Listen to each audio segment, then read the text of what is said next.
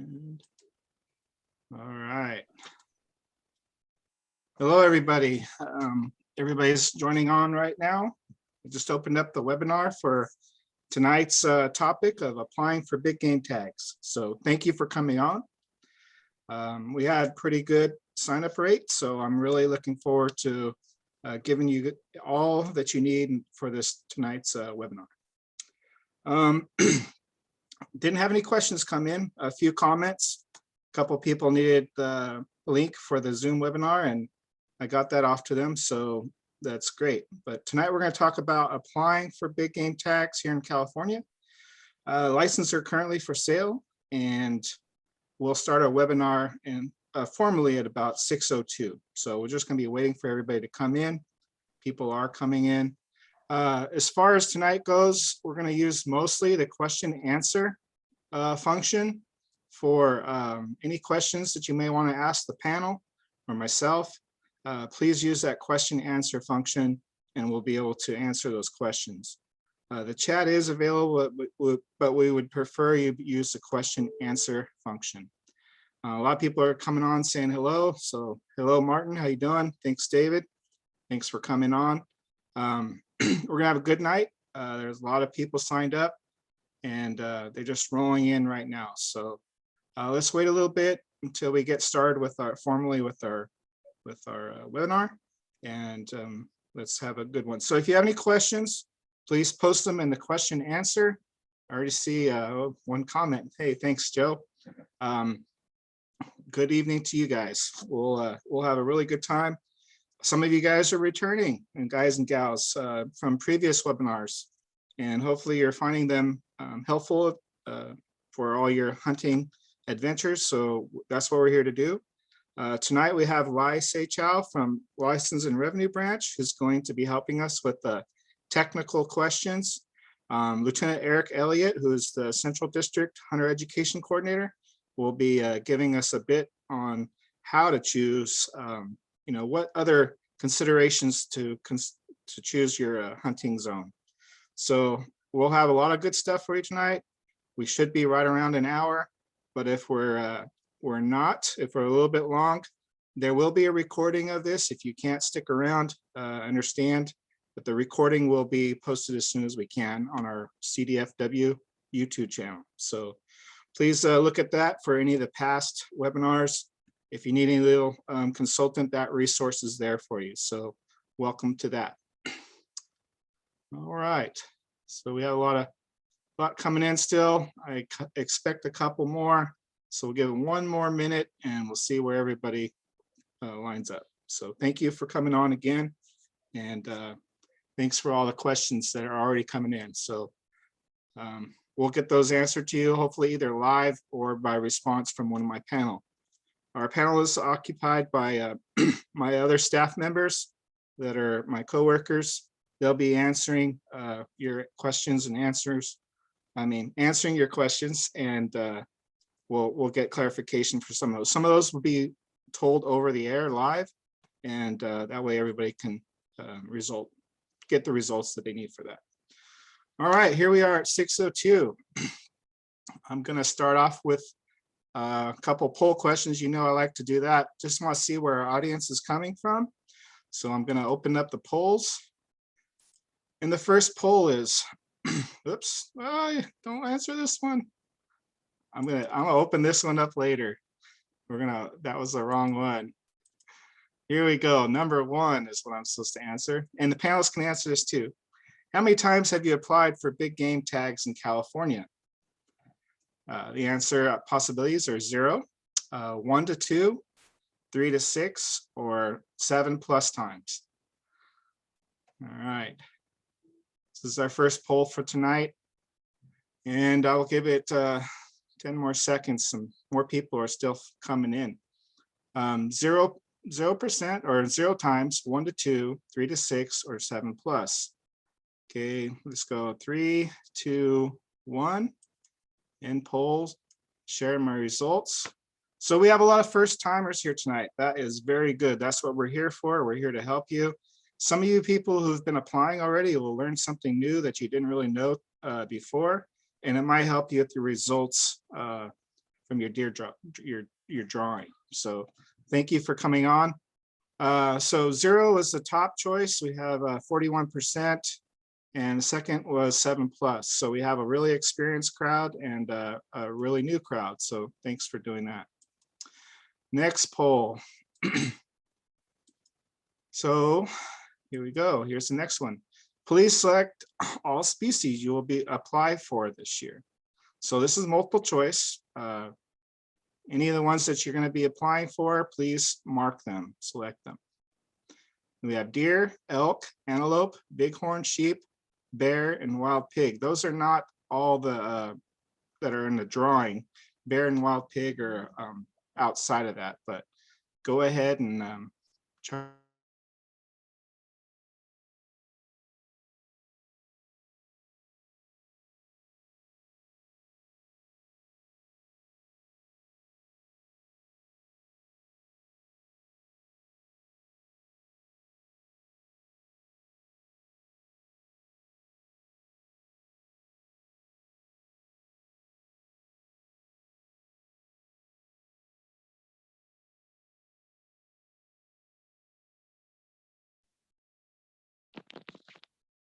Why, can you hear me? Well, it looks like we're having a little bit of trouble here. Our two main panelists got booted off, so give us a few moments here to hopefully get this back together.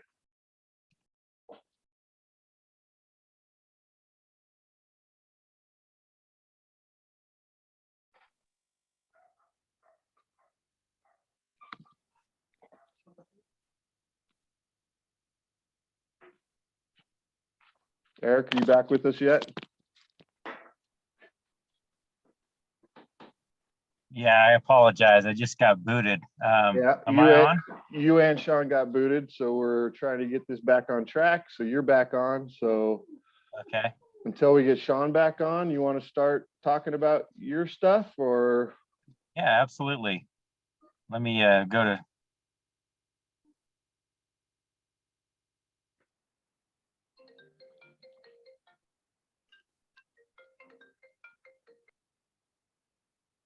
All right. Can you see my screen, Robert? Yes, we can see you at. Okay, very good. All right, so I get the privilege tonight of talking to you guys about one of my favorite subjects, and that's applying for big game tags. And Okay, they're saying they can't see your screen.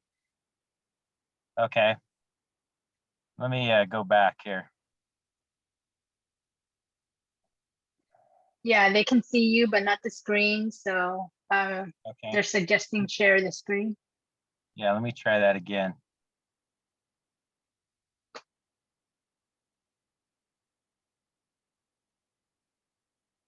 How's that, guys? Is that better? Yeah, I can see the screen now. Okay.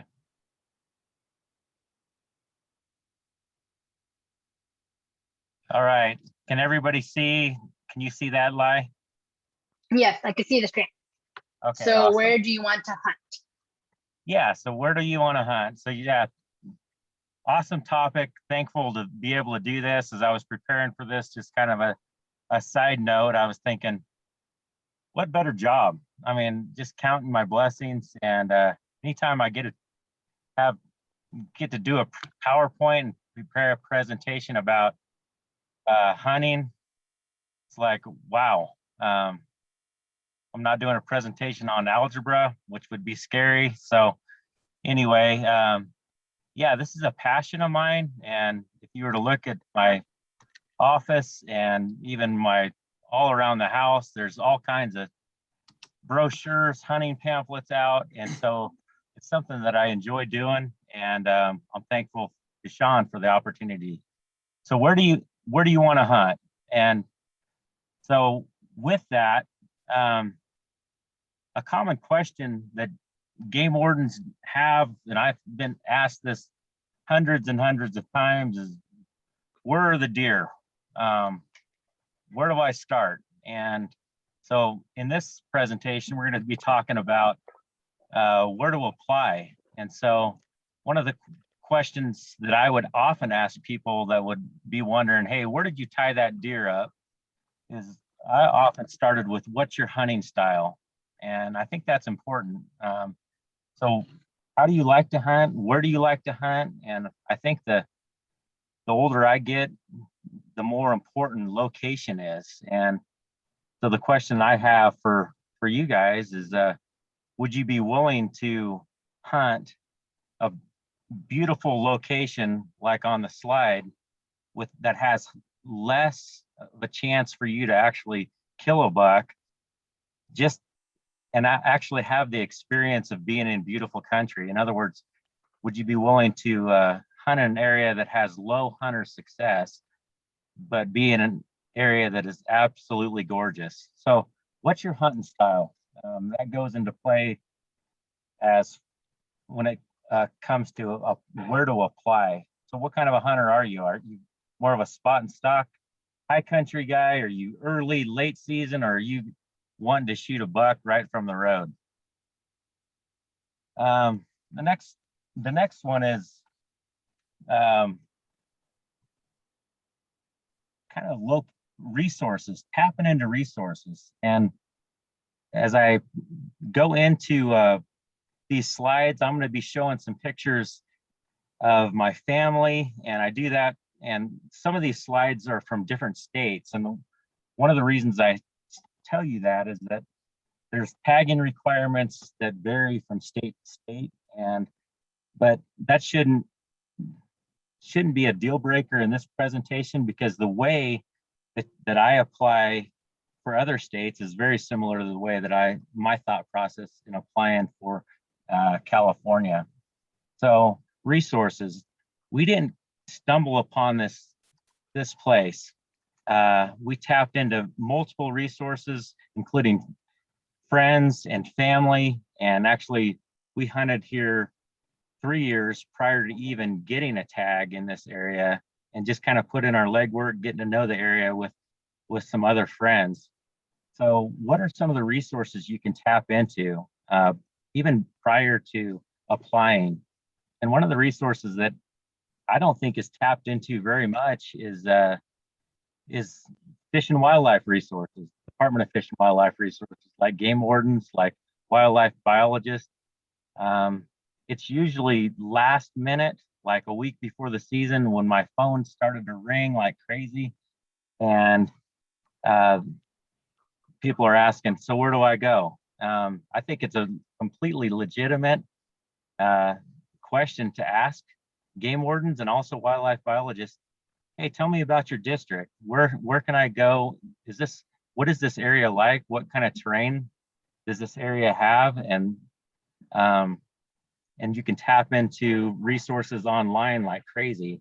Not only you can go on to hunting forums, you can also do e-scouting and figure out, go onto Google Earth and check out what the country looks like, and then look at our Fish and Wildlife resources also. And I think Lai's going to go into that later, all about draw odds, statistics. And so what I'm trying to say is just become a complete stat geek and get after it and do your legwork and be the kind of guy and gal that does work in advance, even prior to applying. So one of the questions that is commonly asked around when we just figure out where to apply is the question of, how often do you want to hunt? And one of the things that we consider is, hey, are we just after that once in a lifetime tag, or do we want to actually hunt every year? And for our family, we like to hunt. And so we're often choosing areas that don't have great hunter success, where the odds of getting drawn are really, really good. And so we're purposefully planning to hunt areas, sometimes over-the-counter areas, where we know that we're going to get a tag every year. So that's a style thing. There's others that will definitely just hold out and get preference points over and over. And so I think Sean had like 17 preference points before he got drawn for a hunt that he did last year. So what happens if you want to actually get into an area and actually be in an area where you can often or rarely get a tag, is what I'm trying to say. One suggestion that I would have is to group up with a party and then rotate hunters through that. So it would be something like, okay, my niece has this tag, so I accompany her, get to know the area, and maybe in the next year, someone else in our hunting party might have the tag. So that's a good way of getting to know the area as well. So I think, especially for the new hunters, I'm really stoked to see so many brand new big game hunters on this webinar. And one thing to think about is you may have to adapt your hunting style to actually fit not only your calendar, but also give you the opportunity to get a tag. And I share this picture because, well, I like it, but it's an archery hunt. So I didn't necessarily, that's maybe not my number one preference, but it allowed me to be in the woods more, and it allowed me to get drawn for areas that I wouldn't necessarily be able to get drawn for with a rifle. So be thinking about that for, archery, muzzleloader, and be able to adapt your hunting style to actually fit an area where you can actually get a tag. So I label this slide hunting with nerds. And so who are you going to hunt with, and why are you going to hunt with them? That comes into play with, for obvious reasons, when it comes to application time.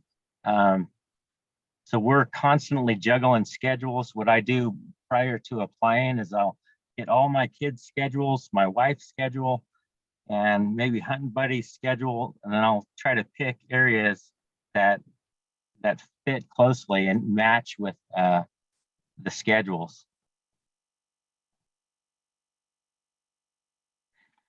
So the reason I chose this slide is it kind of shows how doing your legwork in advance is so beneficial, and just doing a ton of scouting and looking at trends, herd conditions. And what we did here is we ended up choosing an area and applying for an area that had kind of a moderate hunter success, but the main key was low applicants and a high tag quota. So you're juggling all these factors on all the stats and trying to figure out, okay, where can I go? And the reason why there was low tag applicants is because it's just rugged, really rough country. So this is one of the things sometimes you cannot predict. Okay, so I don't know how many people have actually gone and done all their legwork. You can do everything in your power to research and find an area that is good to apply, and you're scouting on Google Earth. You might even go in advance and find animals that you've scouted, and then guess what? You go to the trailhead and there's like 6 horse trailers and a bunch of hikers out. And so hunting pressure is one of those you cannot predict, but how can we counteract that? And I would say that in 24 years of doing game warden work, I think I had 2 people in all that time prior to applying actually ask me as a game warden, so tell me about the hunting pressure in there. Like I said, a lot of time there were questions about if there were good bucks and where they were, but very rare did I ever get a question about where there are a lot of hunters in there. And any game warden that's worth their salt, been in the district long enough, is going to know that. So I think I can speak for most game wardens in the state, that if you were to call and ask, hey, tell me about the hunting pressure in this area. I'm looking at this zone and I'm thinking about applying for that. Does it just get pounded with people, or does it have moderate, or can you tell me an area that has less hunting pressure? So how about hunting pressure if you do find out, hey, this area is just absolutely going to get pounded? For example, E5, E335, there's like 33,000 tags. You should expect people, but should that be like a deal breaker and say, you know what, I'm not doing a D5 tag, there's too many people? I would say absolutely not. It's opportunity is huge, and you can kind of hunt midweek. I would not let that hunting pressure dissuade you.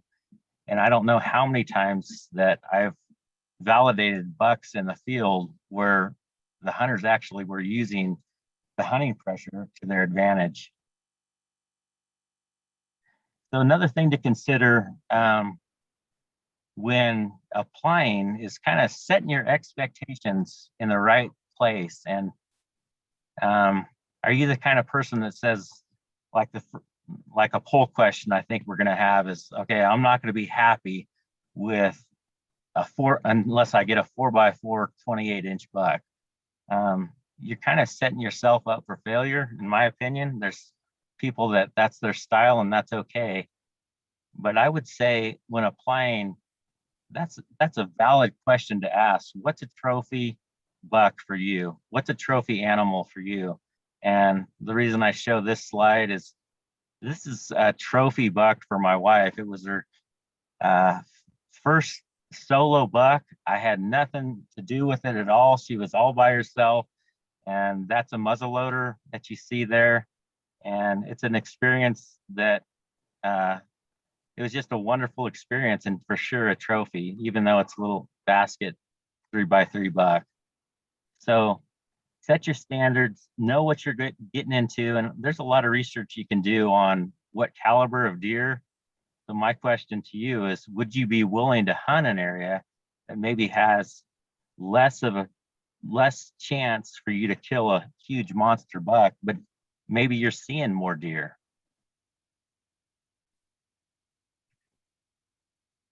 And I guess overall, if you don't remember anything that I'm saying, especially for the new hunters, it's like, why are we hunting? What are we doing this for? And there's a lot of reasons for that, but one of the reasons that I would say is tradition. And one of the things that goes through my mind prior to even applying is, where can I go? Where can I hunt to best create lifetime memories? So the hunt becomes a huge adventure. You're seeing wild places. You're in absolutely beautiful country. And sometimes you're able to do things. And sometimes prior to applying, I'm researching, hey, what are some creeks I can take the boys to where they can catch some brook trout? And so they have memories and I have memories. So when I'm an old man and can't get in there anymore, I look back and say, that was a good choice. I applied. Maybe we didn't kill anything. Maybe we didn't harvest, but we had a blast. So this is my last slide, and it's kind of so it sounds like a lot of work. I mean, it is a lot of work, but my submission to you, or what I would leave you with, is it's fun work. It's work where you can there's a tangible reward. And I wish I had time. I don't want to be too much of a narcissist and tell you all about these hunts, but it's one of those things where this little guy, my son, was about ready to, he would have been perfectly happy with a forked horn buck. And so my point saying that is, if you don't apply, you'll never know. And if you don't go, you'll never know. So for the new hunters and for the old hunters, apply and try something new, try a new area. Don't get discouraged. Sometimes it's so easy to get discouraged as a brand new hunter. And I would say keep after it and talk to mentors and ask so many questions and call the department up, email the department, and we're here to serve you. And that's our job. And I can speak for myself and many, many other game wardens and other officers that actually enjoy doing that. So that's about all I have. Sean, are you back? Yeah, I'm back. Unfortunately, I had very difficult, many difficulties here. Some of you might have seen me moving around trying to fix my everything, but it was terrible. I'm sorry about that.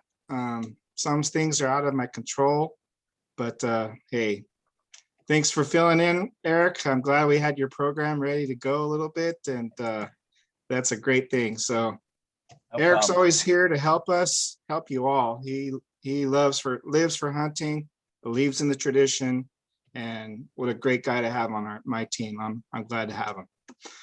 All right. So I was trying to share a poll, and I don't know who has the conch, as we call it, to display the polls, but if somebody knows, Robert, I don't know if you have it or if Eric has it, that would help. I believe I have it because it says recording on my screen. So, Well, it says recording on mine too, but I think I saw a thing that said that Eric Elliott was now the host. yes, Eric is. Eric, you have access to the polls. And that's where I dropped off in my poll. I know it wasn't displaying because I think something was happening with my internet there. Okay. I'll be happy to share a poll if I can figure it out, Sean. Okay. The Where do poll, I go? polls, and then you're going to look for question number 2 or 3. I don't know which one we are on. I think we're on 2. Thank you, Lai. I don't see the polls here, Sean. Is Okay. it on the bottom? No, we'll skip that and Okay. move on, unfortunately. All right, so I'm gonna share my screen with everybody here. Slideshow. All right, is everybody seeing the California big game draw? Oh, yes. Oh yeah, sorry, Sean. Thank you. Sorry. All right. So this was where we were supposed to introduce everything, what was going on, what we were going to talk about. I didn't get to do that. And you can see that some questions came in asking about why some of those animals weren't tagged. Eric lives in Nevada and hunts in Nevada, and it's not required there. So you'll see animals here tonight that do have their tags on them. And so we are following the laws. Eric is following the laws. He just isn't required to do that in Nevada at that time. All right, so many choices. Eric talked about the reasons why some people would go ahead and choose certain areas. Maybe it's tradition, maybe it's for resources, but you have so many choices throughout California. When it comes to deer, there's 101 hunt choices. 303,000 tags are available. Okay, elk, we have 59 hunt choices with 309 tags available. Antelope, 17 hunt choices with 331 tags available. And bighorn sheep is the most limited with 8 hunt choices and 27 tags. Okay. So where do we start? We start with the big game digest. If you had purchased tags before in the past, those were mailed to your houses, right before. Make sure I'm not getting anything. Can't see my presentation. So is it not showing? It's showing if you swipe to the right screen, because I'm on a mobile device. So if there's multiple screens I can see. So I swiped to the one where I'm seeing the presentation instead of the panelists. All right, let me see.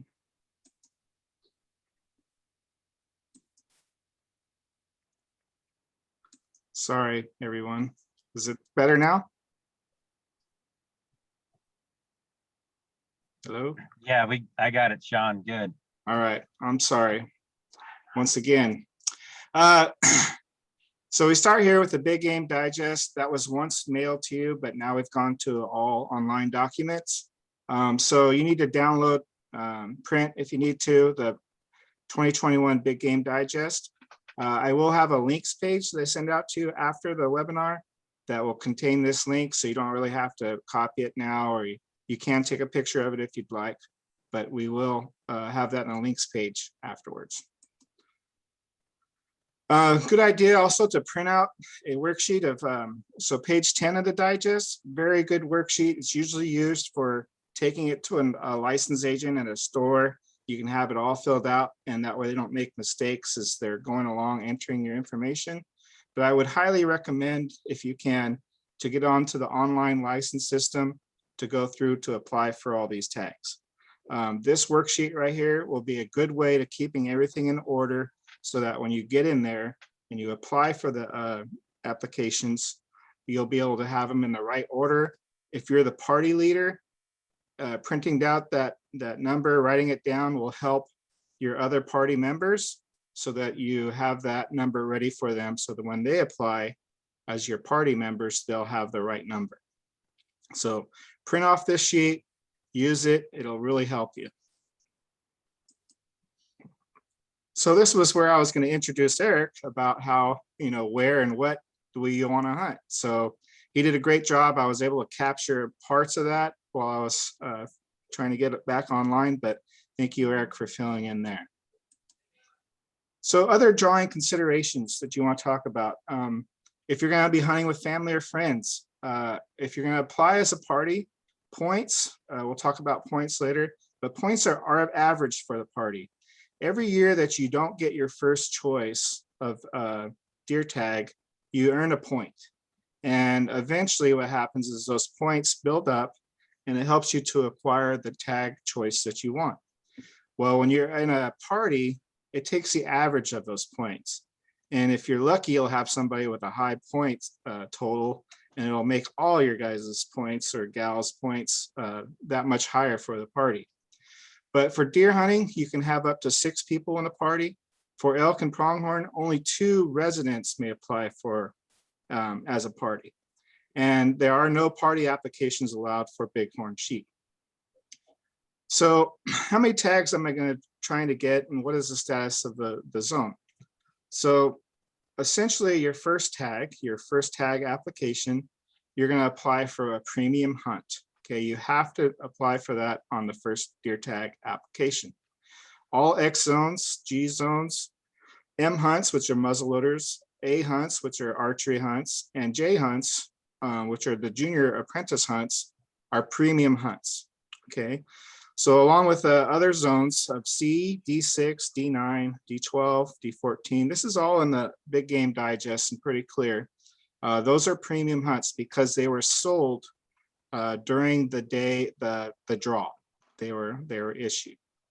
Juniors can apply for J hunts on a second deer tag. So a junior can buy, and this is what I did with my son when he was a junior, is the first deer tag, you can apply for a premium hunt, and the second deer tag, you can apply for an apprentice hunt. That gives them an option to get one of those really good hunts that are available. Restricted hunts sometimes happen as when the deer tag sells out before a certain date, it becomes restricted, but we don't have any restricted tags this year, so we don't have to worry about it. Unrestricted, those are the ones that you can buy over the counter at any time. But if you buy an over the counter tag, you know, with your first choice application, you won't get any points. So be aware, if you're just, you don't care about the points, you just want to go out and hunt, you can buy a tag this way, just buy one right over the counter. But I would advise you at least to try and build your points. You can still apply for these zones and get them, but what you want to do is try to get a point first. So where do I drop my money? Where do I put all the money that I'm spending with Fish and Wildlife to get a deer tag and get an opportunity to hunt? Well, first off, you have to buy your license. Okay, you have to have purchased your license already or placed it in your cart to now be able to look at the applications that are available. Here are the prices that are there. I know we have some non-residents on our that were signed up for this, so I include some non-resident prices also. So you can see the fees there. Elk applications, there's, basically one application is all you can put in. You can't put in multiple ones. Same for pronghorn and bighorn. It's just one application. You're not charged for the tag until you win. So it's just an application fee that you're paying for. Whereas with the deer tags, you're actually paying for the issuance of the tag upon finishing the draw. So we talked about points. Currently this year, the high point person has 19 points. Last year, I was fortunate enough to win a muzzleloader hunt with 17 points, which was one short of the max. And I was very lucky to be able to get that. But you can see how many people are remaining in those high point areas. And I can tell you the hunts that these people are applying for are the Goodale buck hunt, the Round Valley late season buck hunt, and the muzzleloader Devil's Garden buck hunt. These are all hunts that have more max point applicants than the tags that are available.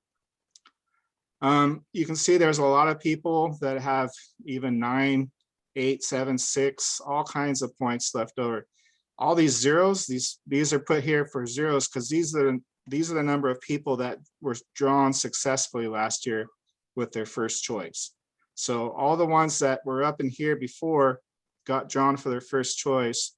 Now there's 22,000 of us like me that don't have any points left in their preference point pool. So the quota, the way tags are issued or applied for or drawn for, there's a 90-10 split. 90% of the applications or tags available in the quota will go to be considered first by preference point. 10% is all random. So let's look at the chart that you'll want to analyze when you download your Big Game Digest. So first off, you might want to find out how many points you actually have. And one way that you're able to do that is by going into our license system, the online license system, logging in, and then you can go over here and view my draw applications and preference points. It'll give you this drop down. You can check with the preference points and see how many preference points you have left over in your bank. So this person has 5 deer, 5 elk, and 5 antelope. And he last applied in the year 2020. Lai, how many years inactivity does it take to lose your points? So if you don't apply for 5 consecutive years for that species, your points will zero out. Okay, great. So you can apply this year and forgot about it, next year, and then the following year apply. You just missed out on the 2022's points. But you're still accumulating. If it's 5 consecutive for deer, then you'll lose deer, but you remember the other 3 species, then you are still accumulating the others. Yeah. So one thing you want to do if you know you can't hunt for some particular reason in that year is don't let the year go by you without actually maybe buying a point. You can do that by purchasing the application and just putting point only on it. And that allows you to maintain your points or accumulate them without losing a season. Some people, they have maybe health issues, they break a leg, they say, oh, I'm not going to be able to hunt this year. Don't miss out the opportunity to continue getting points. So this is what you'll want to look at for deer. We're going to talk about deer first. The Big Game Digest on pages 24 to 27 for the deer draw tag, tag drawing statistics. So let's look at a couple. So here's the point only system part. When people are just buying points, last year we had 11,000 people just purchase a point. They didn't want to hunt that year, or maybe they put that as their first choice and they decided that, they didn't want to put in for a premium hunt. They used that as a first choice PD, and then they put the rest of their choices as hunt zones. There's 143 people that have had the max points. They're part of that max point total. Let's look at some of the zones. I want you to understand. So if that one guy that we just looked at had 5 tags, 5 points, 5 points. and you look at what you want to look at is, hey, if I have 5 points, what am I eligible to draw this year? And understand that these can change in any year based on maybe conditions, like being really prime for a certain deer area. But if he had 5 points and had applied last year, let's say he had the 5 points last year, he would have got drawn for all these different zones right here, all the way up to here. So he would have had these first 5 he would have got drawn for.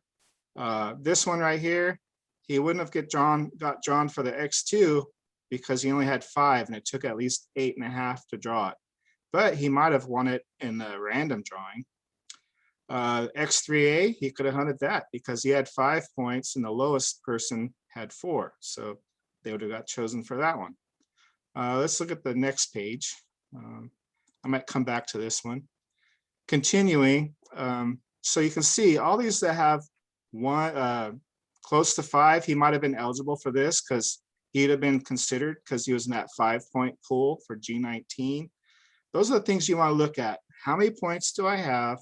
What am I eligible to go? Or am I just going to go ahead and try to get the random choice? Because that's what a lot of people are actually doing. They're saying, hey, I know I don't have enough choice of points for the preference point, but maybe I can just win one of those few 10% of tags that are available for random people. Okay. Well, what happens as far as the first choice? If you don't get your first choice, you have to understand how the system works. Some people think that, hey, if they grab my name and my number, they're going to look at my first choice, and if that's not available, they're going to give me my second choice. That's not how it works. Okay. You go for the first choice, and they go through all the first choices. Okay. If you didn't get drawn, then they're going to put you in the second choice drawing. Yeah, put you in a second place drawing. And if you can see here, not every hunt is available on second choice.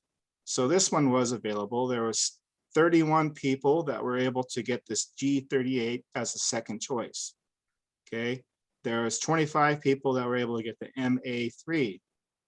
The A1, which is this archery C-zone hunt, there was 1,200 people that were able to get that as a second choice draw. Let me go back the slide. You can see the C-zone, which is a popular zone for general season. It sells out during the draw. That there were, let's see, how did it work? So the tag quota is 88,150. There were, the tag quota for the preference point is 7,335. Random is 815. Total first choice applicants, that's not max points, that's first choice. They put it as their first choice. That's where they really wanted to hunt. We had 0 max point people, which is smart. You wouldn't expect somebody to waste 19 years of negative hunting opportunities for a C zone, which they can get on their, as a second choice. So they offered, they got rid of all the preference point tags from people who had as many as 16 points. That's how many points one person did have. He had 16. And then all of them went through all the way down to 0. That doesn't mean all 0 people got it. It just means that some of them did. And then they went to the random. And then they, and then they went random again for the second choice. Right, Lai? No, so it would mean that everyone who asked for it as a second choice, as a first choice, got it. Yes. Let me look at the but Yeah. yeah, so everybody who asked for it as a first choice got it, and then there was remaining 755 tags for, are we on the C? Yeah. Second. Yeah, for the second choice. Wait, no, this is the random portion. You're right. All people who got had it for first choice got it. Some of the people who might have had it for second choice might have got it. It never reached the third level, so most likely. Correct. So yeah. So randomly. We'll look at the next one. Everybody who asked for it as a first choice got it. Mhm. And then the 815 tags that were allocated for the random portion, Mhm. there was only 60 people that still had it as a first choice. So they got it. And then, so that's why there were 700 remaining 755 who got it as a second choice.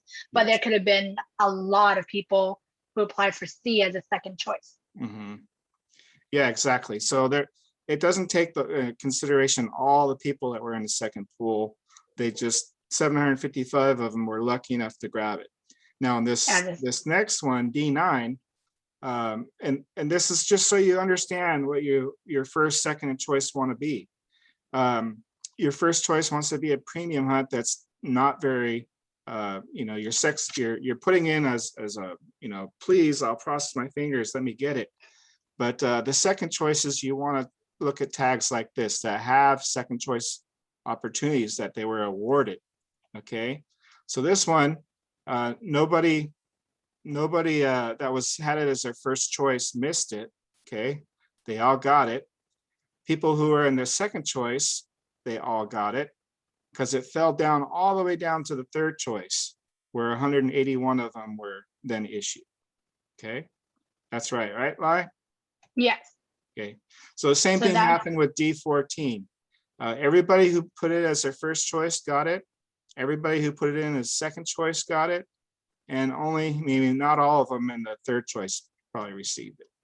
So those are the tags you have to look for first and for second and third choice.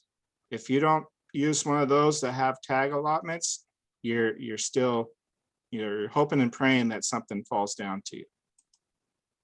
Okay, some of them here, no third choice options on those. These are all premium hunts. Okay, they won't, the unrestricted, not a problem. Okay, let's go on to elk. We're going to go on to elk. California has 3 elk species. Okay, only Tule elk. Tule elk are the only ones that exist here in California. So it's a very popular one because some people who are trying to get their, trifecta of elk, the Roosevelt, the Rocky Mountain, and Tule elk are only going to be found here in California. So they might be applying for these in mass numbers. Okay. Now, elk hunts, we said earlier, they have 59 elk hunts, 309 tags. Takes a long time to cycle through the points due to low tag count. You're not going to move through the numbers like you do through the deer. Okay, the odds aren't great, but they're still better than the Super Lotto, right? And a lot of people buy Super Lotto tickets every night. They have a different tag split than deer. Okay, in deer, it's 90% for preference point, 10% for random. Here we do one tag. If there's one tag available for that zone or that hunt, it's completely random. You don't have to have preference point. If there's 2 tags, they split it 50-50. It's one random and one preference point. 3 tags, 1 random and 2 preference point drawings. And 4 or more, they have a 75% to power preference point. And then they have a different draw order also. So in the elk and antelope, they draw the random choices first.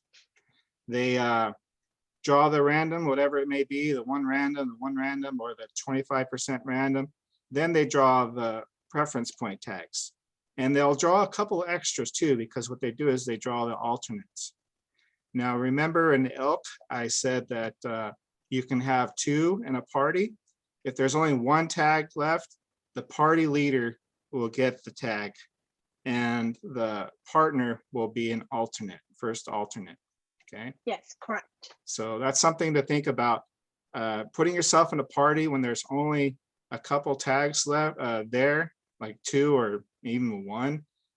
It's kind of a waste because one of those people are not going to get drawn unless you're the first pick of the draw. Okay, so it's very random in that sense. So elk drawing statistics are on pages 43 and 44. You can see what you're, competing against. The elk hunts are listed. There's apprentice hunts, antlerless hunts. They're listed by type of hunt. Okay, so these are apprenticed. Those are the people, the young junior license holders. They have to be at least Under 16. under 16, yeah, before the July 1st, right? Yeah. Under 16 before July 1st, they have to be at least 12 on July 1st in order to apply. Yeah. Okay, so you have to be at least 12 in order to on July 1st to apply for an apprentice hunt, and you have to be under 16 on the back end before before July 1st. Okay, so you can see some of the statistics. Remember that we were talking about, here's some antlerless hunts. Okay, these are for the cow elk. There's not too many for them, so anything that has just one tag quota, it's going to be completely random. And you can see the odds aren't too bad. You're 1 out of 100 basically here on this Goodale antlerless. That's a cow elk. Here you're 1 out of 73. So those are pretty good odds in a lot of senses of, trying to put in for something, win something. Not too bad. It changes with the bulls though. When you get to the bull hunts, here you can see that there's thousands of people that put in for very few tags. Right here on the Grizzly Island bull, there's 3 tags available. 2 go to preference point, 1 goes to random. There's 3,000 people in there. So basically 1 in 1,000 choices. If you're a preference point holder, 1 in 1,000. If you're a random person, is basically 1 in 3,000 is your option. Your odds. Okay, you can see all the max point people that are here. They have multiple options when it comes to their draw. Okay.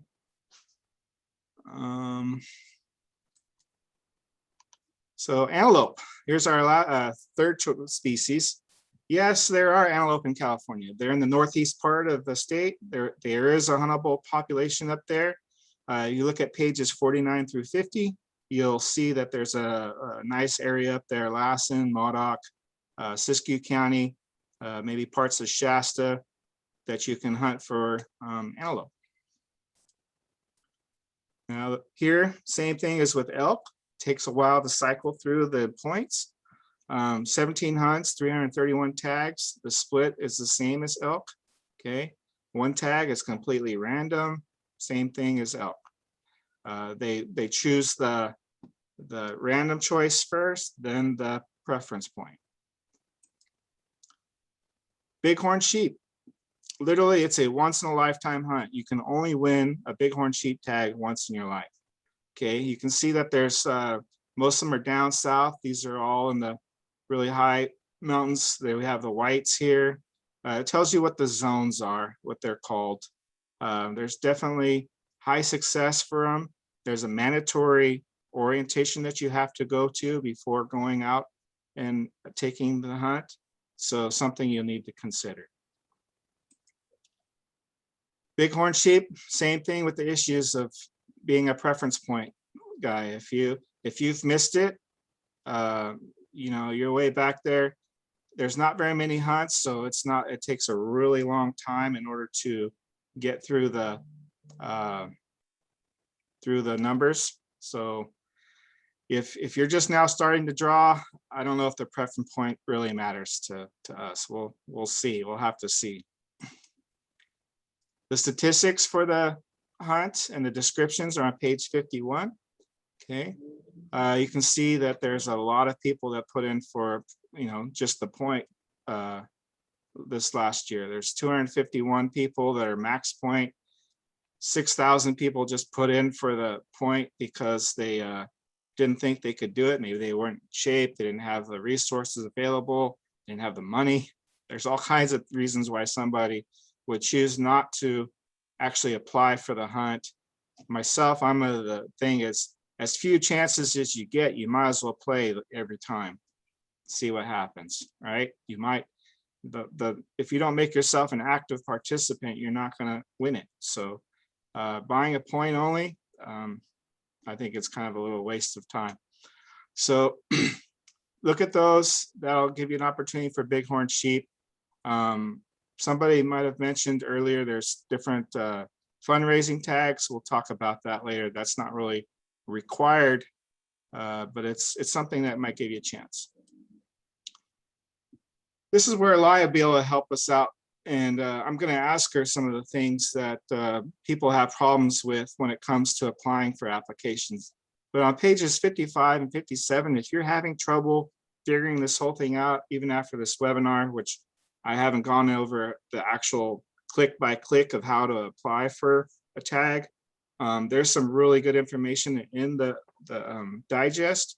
But if you're having trouble deciphering that, what's going on, you can go to the frequently asked questions, and a lot of that will be cleared up for you because they're the same issues every time. And of course, if you don't have questions that need further clarification, people at License Revenue Branch will be glad to help you. You can email them at this. I will include that link when we get to that link page. Okay. So Lila, tell me really quick, what are the problems that you see and have to fix every year? People who end up buying a deer tag instead of going into the drawing when they intended to go in the drawing. So they'll have to mail it to our office so that we can void it and enter them into the drawing. So whether they buy it online or at the store, they're not going into the correct menu. So on page 14 of the digest, there's a step-by-step on how to sign into the online sales and go to the menu that says drawings and then goes to the drawing application menu. So there's step-by-step. It's on page 14. If you don't overthink it and just read it, step 1, do A, step 2, ABC. It's very detailed, and then just don't overthink the process, and it should be easy. Yeah, I was looking at that and I didn't want to present it because I did go through it and I was thinking of it as I was reading it, and it did seem like a very good easy way to describe how the process works. But I would tell them to please do the worksheet prior to going on and making those decisions. Try to figure out what you're going to apply for first. That way, once you get inside, you're not trying to figure out as you're in there, right? Correct. And then if you have your worksheet all filled out and on the side and you're signed in and you follow the steps, you'll be able to see it. Once you're trying to type in the hunt code that you have written down, and if the system's not accepting it, that means you're in the wrong item because the system is filtered. If you're in the regular tag section of the purchasing, it's not going to allow you to enter the X1 hunt choice because it's already filtered as not available in that menu because you're in a regular tag purchase. But if you were in the the deer tag drawing application menus, then if you were trying to type in D3 through 5, it won't let you because that's not a draw tag. As the first choice, it's not eligible because on the first choice of a drawing application, you have to key in a premium choice. And then the second choice can be the D3-5. Okay. Really quick, let's see what my next slide has. So some last facts that you should be aware of, and this is the last slide, and we can have some question and answers that'll be available here when we're done with this slide. So deer tags are fees are non-refundable. A, B, and D zone tags have 2 seasons for which a tag is valid. It's the archery season and the general season. Okay, those are 2 separate seasons that you can experience with that one tag that you get from us. A zone is both A North and A South. You're not having to worry about the split. B zone is valid for any B zone. There's 4 B zones, I believe. And if you have a B zone tag, it's available for all of those. And once again, if you have, there might be some different seasons for each zone. So you might be able to extend your season in some senses from normal because of the different times that they're open. D3 through 5 deer tags are valid in the zones D3, 4, and 5. Big area, a lot of tags available for that. Same thing with D11, 13, and 15. Those tags, and I'm not sure why they have this, but they're not sold as one tag. They're sold separately, but you can use those tags in any one of those zones, right, Lai? Is there any? Yes, correct. They're all individually titled D11, D13, and D15. But with one of those tags, you can go to each of those zones. Okay. C zone is for all C zones. It has a separate tag for archery season. So if you get a C zone, you can't go out during a C zone general. You can't go out during the archery only season. You have to win an A1 tag, which is the archery season tag. X zones have separate archery season tags also. They're premium hunts. They're denoted as an A tag, and they're separate from a regular general X zone. So if you have an X zone tag, it says X zone general, you can't hunt the archery season with that X zone tag. If you buy an AO tag, which is archery only, it allows you to hunt an A, B, and D zone archery seasons. And you can hunt them during the general seasons with archery equipment only. So if you miss out on a tag that you really like, and this is a case for me, one time I missed this really great season in D6. There was a snowstorm. That was the one year I didn't put in for my tags. It made me be 1 point behind the whole time. D6 had a great storm early October. Everybody who had a general tag, they were killing deer because there was a big migration because of the snow. And if I had thought better of it, and I was busy working, but if I thought better of it, I would have bought myself an archery only tag and gone up there and hunted in that D zone during that storm. I could have hunted with my archery, my bow, and possibly bagged some, because I'll tell you, that day that I was there were deer running by us as I was writing citations for people who had poached deer for many different reasons. So if you have the opportunity to, you still want to hunt an area, the tag's not available. If it's an A, B, or D zone, think about an archery only tag if you do have the skills to archery hunt. Okay. My panel, can anybody tell me if there was any questions that should be addressed to Lai or Eric or myself? I'd like to address one of the questions. The person asked, why is D16 a premium this year? It sold out on June 24th. So the classifications in the regulation states, if tags sell out by certain dates, they're classified in one of the three categories the next year. So D16 and D6 sold out on, so they sold out before the first business day of July. So that's why. Anything usually selling out before July 1 will be a premium tag next year. And so that's why D16 and D6 is premium this year. So for the people who do have points and the D6 and the D16 is generally their backup tag, you should still apply how you normally apply in the drawing. So let's say you apply for X3A as your first choice and D6 is your second choice because it's in your neighborhood your town where you can readily go on the weekends. And so D6 is your backup as a second choice. It should still remain that way. And this will answer one of the questions previously typed in. So if you win a labeled the premium tag as your second choice in the drawing, you will not lose your accumulated points. So that's why whoever is applying for D16 and D6, which this year is premium, you should continue to apply for it as your second choice in the drawing application, following whatever premium choice is, if it's X3A, X5B, things like that, because it will be your premium, but one as your second choice. So you still accrue the 1 point for this year for not winning the first choice. And then so you'll accrue that point along with what you've already accumulated. All right. Yeah, I see some people say, oh, this is still confusing. And you know, we're here for you afterwards. If you, I mean, I'll tell you that I'm going to send you an email.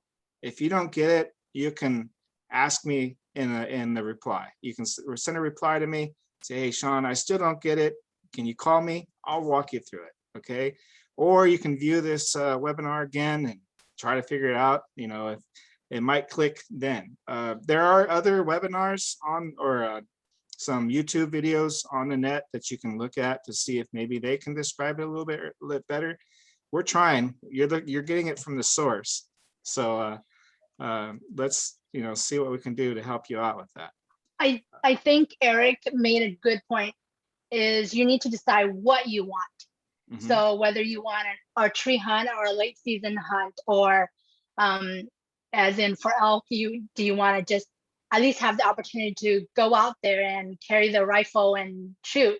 So you might want to go for an antlerless hunt because it's easier to draw, or an either sex. And then so whether you spot on the last day, you haven't spot the bull all week, but then the last day you just want to go for it because you saw a cow, then you have an either sex tag, so you have that opportunity. So you have to decide what you want and don't overthink the process. Yeah. And then so the first choice is the premium. So whether it's an X zone, an archery version of the tag like A3, G15, things like that. So what you have to decide what you want, and that's your first choice. You're going to accumulate a point if you don't win. And your second choice should be, like Sean says, any of those things, hunts that are listed available as the second choice in that brown category of the statistics. So things like that, your B zone, your backyard, where you can get away on the weekend, those should be your second and third choice. So that way you do get a tag out of the fee that you've already paid for. So, and then, you'll accumulate the points and you will eventually win. And on our department website, there's a bigger breakdown of the drawing statistics as well. It'll tell you in A3 how many people have what points. So whether it's at 5 points, there's 100 people. At 4 points, there's 15. So you can calculate that, and you can contact us, and they'll forward me the email, and I'll help you break down that in detail as well. Yeah. And I'm trying to give little tips. Yeah, I'm going to include the drawing statistics so they can see that, links to that.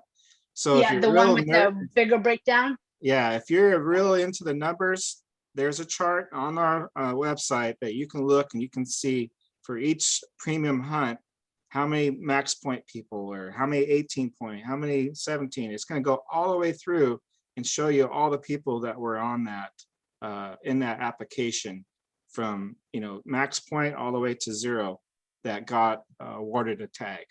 Okay, so you can look at that.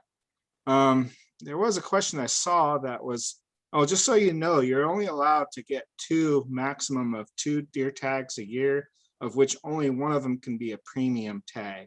So if you're fortunate enough to get a premium tag, you can't try and get a second one, even if there's some available. You can only get the one premium. The other one can be an unrestricted. So Sorry. another question? Sorry. No problem. So that's what I just wanted to make sure that people understood. If you want the hunt opportunity, apply for the premium first, if that's something that you really desire. But make sure if your second and third choices, like Lai said, give yourself something that you can go out and hunt. Okay. The chance for you to get out in the field, it may not be for the biggest buck, but if you're able to go somewhere local where you can go out every weekend, those people who are persistent and knowledgeable of their zone, those are the people that are actually very successful with their deer hunting. Most of the zones are set up for not high success. Here in California, we provide opportunities to go hunting. So the success rates may be lower. A lot of other states, they need to manage their deer with more take, and they'll make later season opportunities, but then they have them limited. So you have to, weigh the balance of things. Let me see. So some people were asking, well, one thing I wanted to go ahead and share with was the fundraising tags. Okay, there's a good description. I'll have those in the link also. Fundraising tags, you can buy as many choices or chances that you want for the fundraising tag. You don't have to pay for the tag if you win it. So that's a really nice option for a lot of people who may not want to spend $500 on an elk tag. But if you win it through the fundraising tag, you get it. You don't have to pay for the tag. It's a nice deal. It's totally random. There's no point system for that. It's just a totally random draw. And it's used for fundraising to help the different big game programs that are out there. Somebody wanted to know about elk share hunts. That's another thing. There's you can buy choices for the elk share hunts. I'm not sure if they limit the number that they can buy. Do you know? So on the share hunts, those will be available after we have the big game drawing results, because if you win the drawings elk, because per person, each person can only have one elk tag. So that's why if you win through the annual drawing and you purchase your tag, the system will filter and not show it for you to purchase and apply for it. Gotcha. So that's why we don't make those available until after we have the draw results. And then you can apply for those. If you didn't win, you're eligible to win one of those. Great. And then I saw another thing people might have not understood. If you're applying for the deer tag and you get your first choice, you lose all accumulated points up to that point. Correct. You don't just lose the point for that year, you lose all your points. So you start over at 0 and have to build yourself up to that again. All right. Any other questions, panel, that we can address? There were some questions I saw. Somebody asked, how will they know what tags are in what category before? So I try to post the classification list a month prior to sales. So it's up on our website. If you're on our homepage and click on licensing page and then hunting, and then on the right-hand column, there's the big game tags link. So that's an additional page where you'll see on the right side, there's classification list and available tag. So let's say we started selling, and so we'll post every few days. Right now it's not posted, but the how many tags are still remaining to purchase. So these are the over-the-counter tags right now that would show. So things like that, and those statistics, everything's linked on the big game drawing, big game tag drawing page. So if you just use the search engine on the top corner of the main web page, you'll be able to get to that. And so once tags are sold and I figure what's in which classification at the end of the season, I will have it readily, and usually it's posted in March so that people can see, because like D6 and D16 fluctuates. So that way they can kind of plan ahead what they would want to do. All right. All right, well, we're losing some of you guys. Some of you are saying, okay, I know this, I don't know it. We are here for you. Li's there, LRB. She's very helpful. She's our go-to person, and she does a very good job. Reach out to us if you need more help.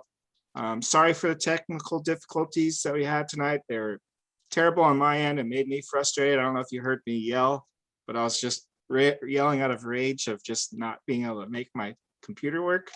And but thanks for coming to us. That's about it. I think we're going to go ahead and wrap this up. Next month we'll have 2 different webinars. I haven't posted them yet, but they will be on getting yourself set up for archery hunting, and the other one will be wilderness first aid. So those are 2 topics that will be coming out. Have to set dates with the instructors and get those confirmed so we can get them posted. There will be an announcement made via social media, but you can always check our Advanced Hunter Ed webpage for upcoming events. So thank you tonight. Sorry for the technical difficulties. I know Eric inspired a lot of you guys to go out and do this, and I hope you do. We want to see you out there in the field having a great, memorable time. Thank you, Lai, for joining us. Eric, thank you for your insight. And thank you, staff, for coming on. Also, thank you to our Hunter Ed instructors who have been there for us and continue to join us on these webinars to help stay active with our program. We really do appreciate it, and we hope to be able to use your services in the near future. Thank you. Good night. Bye.